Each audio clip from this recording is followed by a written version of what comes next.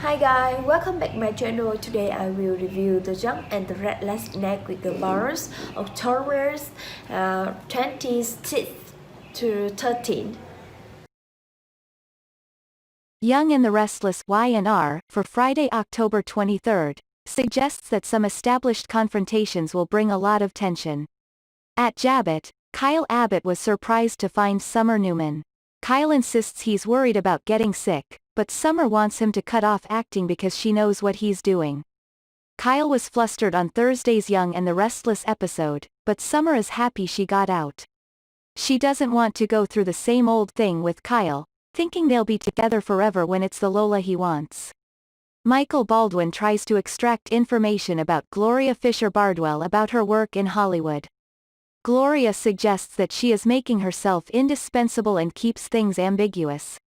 Michael still wants scooping news, but Gloria argues that the major studios are concerned about leaks. Kevin Fisher notes that Gloria says she works for a kind of small boutique company, certainly different from a large studio. Gloria was offended when Kevin tried to pull her up and asked if this was an interrogation. She turned off Kevin and Michael before choosing to accompany Chloe Mitchell to the park with the baby. In the park, Jack Abbott talks to Lauren Baldwin about a gift necklace he can give Dina.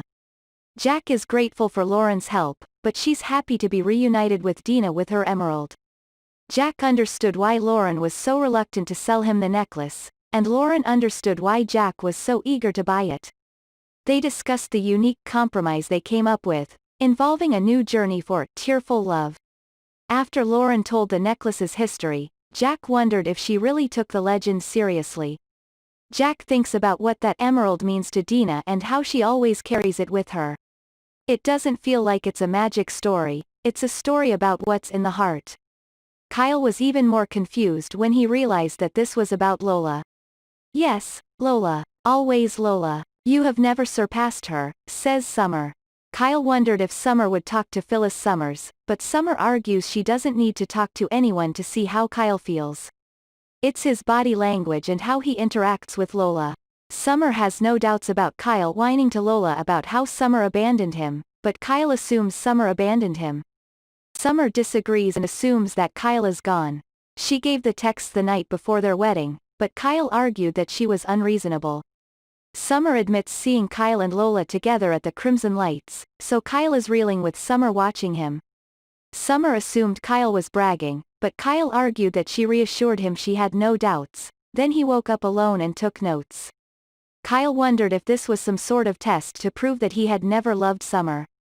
Summer argues that if that were the case, Kyle would have failed miserably.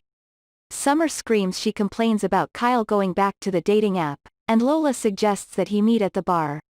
Kyle realized that Summer had someone watching him, but he argued that it was all an act. He just didn't want to talk about how empty he felt.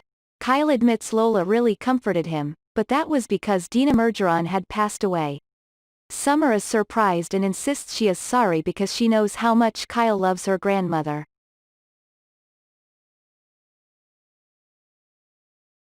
In Devon Hamilton's penthouse, Elena Dawson packed her belongings into a suitcase. She was standing in the living room when Devon entered. Elena plans to leave, but she struggles with a lot of memories while packing. Elena insists she still loves Devon very much, but he asks her to please put the keys on the table. After Elena stared at a framed photo and then circled the attic apartment again, she left. Devon sits in a nearby corridor with a distraught expression on the floor.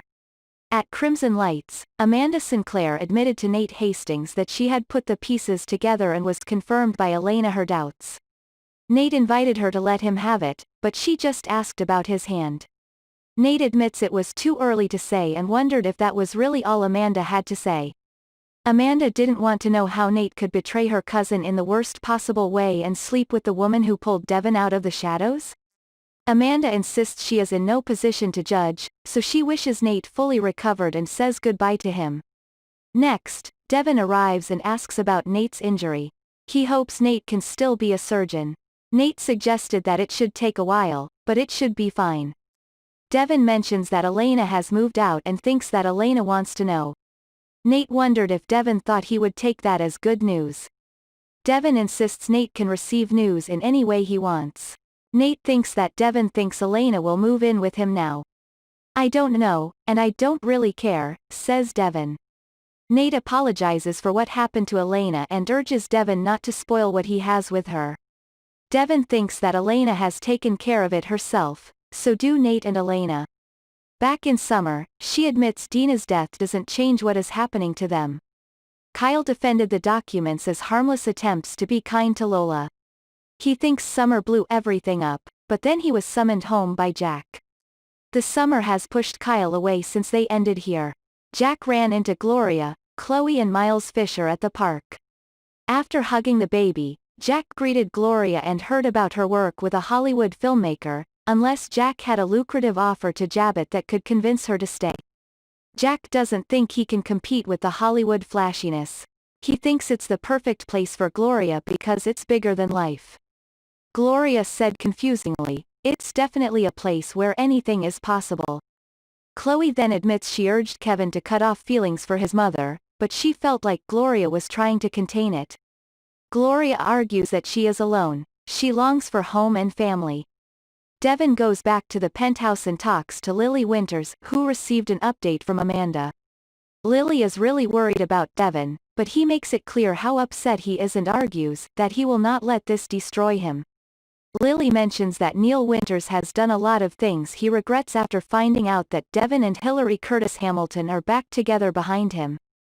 Devon thinks this is not the case anymore as he committed to Hillary and they plan to live together until the accident happened.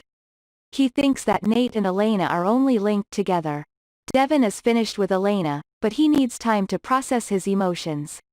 At the clinic, Elena looks moody as she enters the exam room and wears a lab coat. Nate entered right after that, so they looked at each other sadly. Elena doesn't want to talk about what happened that night, but Nate insists. He hates the pain he has inflicted on Devon, but Nate refuses and pretends he doesn't want it to happen. That was all he was feeling about Elena, all he wanted and still wanted. After making love to Elena, things become meaningful to Nate in a way he never had before. Nate is finally able to admit to himself that he has wanted Elena for a long time. Elena cannot cope with this, so she rushes out the door.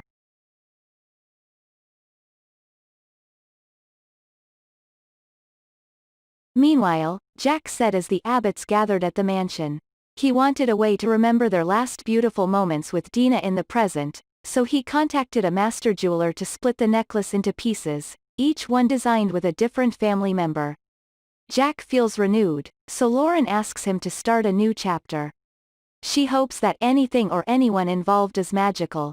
In the park again on Thursday's Y&R episode, Summer returns to kiss Kyle on their trip to San Francisco. She also remembers after Kyle broke up with Lola, when he told her they knew they didn't belong together as he was never going to get past Summer.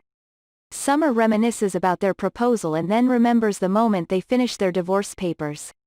She remembers watching Kyle and Lola through the Guild kitchen window, and then when Summer was about to run away with Kyle.